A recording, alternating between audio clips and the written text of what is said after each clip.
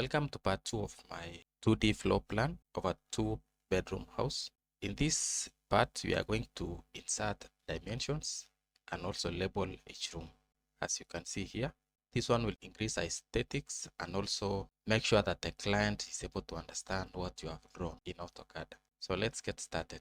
What we'll begin with is dimensions. So before you dimension, you must ensure that you are using the same layer. So in this layer, it was hatch lines, which was yellow color. So we'll change to text, which is here.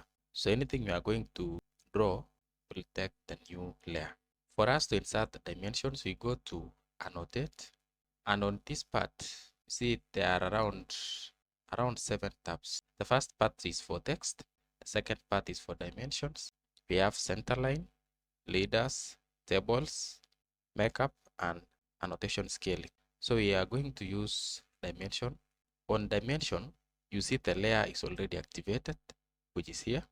Just proceed to this small arrow over here. This pop-up window will appear, and here we'll just retain on ISO and go to modify. Now we begin with the first part, which is lines.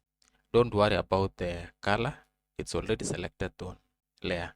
So what we are interested in is the baseline spacing. You can give 80 millimeters, extend beyond dimension line 200, offset from origin 100. Then we are done with this part on lines. We go to symbols and arrows. We'll retain closed fill arrowhead. Now what we are interested in is arrow size. We'll keep it 150 millimeters. The next part, there is break size, give like 100 millimeters. Proceed to text. Now what we are interested in is text height, 300 millimeters, like that. You see it adjusts itself. Now vertical dimension, just retain it on above. Horizontal dimensions is centered, like that. And then make sure text alignment is to align with dimension line. If you change to horizontal, you see what will happen. It will cross our dimension line. So you need it to align with dimension. Or you can as well use ISO. ISO is the same as aligned, as you can see. Now, offset from dimension line. This is the space between the line and the text, so that the text will not appear to be touching dimension line. So you can give 80 millimeters and proceed to primary units. On primary units, unit format is decimal. Precision, we don't have any decimal place, so we'll keep it at 0. Scale factor is 1. We don't change anything. We don't have alternative units, we just use primary units. Then okay. Now by saying okay, you have changed the ISO layer, but we have not activated to use on our drawing. So for you to activate, you have to click on set current and then close. So here we are ready to use our dimensions. Now you might wonder why I used 300 mm, and let me show you. What guides me is the maximum dimension you are going to insert. Like for example, this distance is like 18,000 mm. So I make sure that the dimension is at least 2 to 5% of the larger length. So 300 will be enough. You see it's visible. Also the arrow size is okay. Now let us go ahead and dimension. So pick on dimension. From bottom here, we need to turn auto mode on this one, so that any dimension we keep, it will be either horizontal or vertical. So I can begin with inner dimensions like this one. Keep it here. Next is this bedroom, inner dimensions. The next is toilet. You see we have a toilet and then a sink here. The next is common toilet. This toilet is used by visitors who are in the living room, so it's common for everyone. Then we have this toilet for this bedroom. We also have this bedroom, can dimension. Now we can dimension overall length. Place it here like that. Now we come to this other side, internal dimension, drop it here. The next dimension is this part for the room. Drop it there. And then for the living room, you can dimension internal distance is here. This distance from here, this part, you also have this distance. You can keep them aligned there. Then this distance,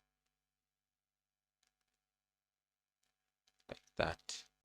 Now we have the kitchen, so you can dimension from this part like this. Then this distance here, keep them aligned. We also have this distance from this point to here, like that. Then we can provide this distance. This far, we have provided all the major dimensions. Like if I want to obtain the dimensions for the dining room, I have the length here, and then width is here. Then I can obtain dimensions for this part. Dimensions for living room, we have the length and the width here. So it's important that you provide all the major dimensions that are required. If I want to obtain the width of this toilet, I have this distance and I have the overall distance here. So I can subtract and obtain this distance. What we are trying to do, we are avoiding over dimensioning because it will cover all other features that are there. So we try to dimension the outside and the major dimensions to avoid distorting the drawing. Remember, we still have to insert the text to label each room. So it's important that you do only the major dimensions. Unless the detailing are required, then you can provide the details of each room. So for the text, we'll provide the same text height as our dimensions. So you go to text, just click on anywhere and drag it like this, living room.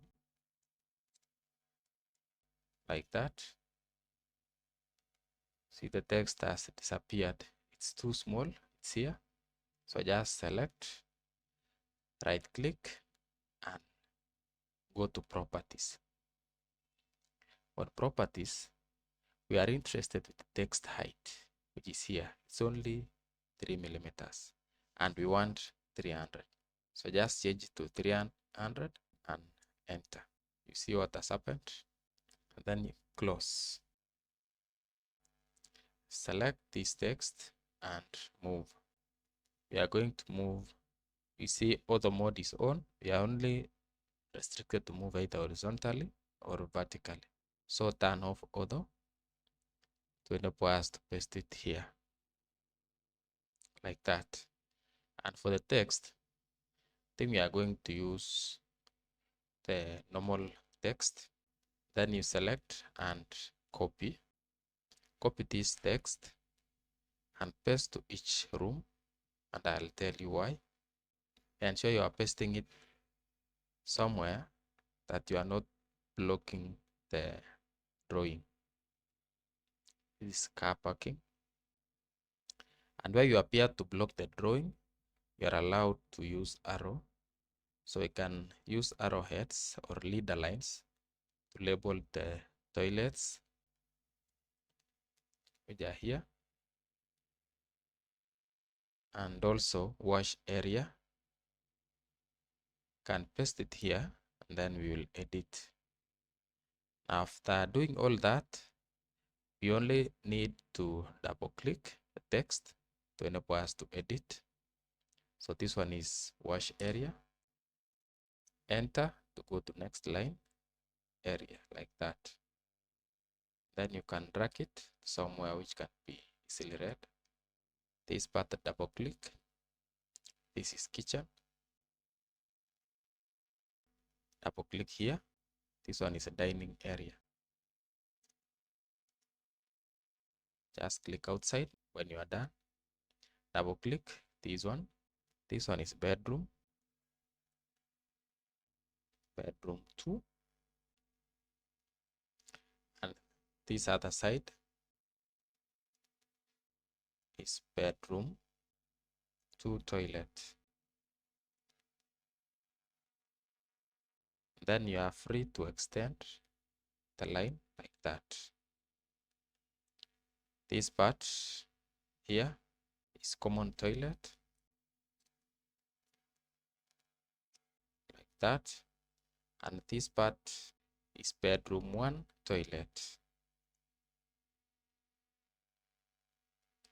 Then you can adjust the length of the text. Next part is this bedroom 1. So it's bedroom 1. Then this part is car parking. It's car parking area. Now we need to insert the arrow. And what we can do, just copy this dimension from this point and drag it somewhere here like that. Now select this text and go to explode. So each line is free. Delete these ones, this one, and also text like that. What we'll do with this arrow and line is to change layer to by layer like that. Now select again and go to scale, click down here, increase size like that. We only want a small arrow, so you can draw a line here, go to trim, enter, then erase this part. Then you can delete this one. Now select this line and arrow, then go to modify and join. Now select and rotate from bottom here. Then you can rotate it like that. Select, copy. See the arrowhead here? We'll paste it where this text is in horizontal direction, like that,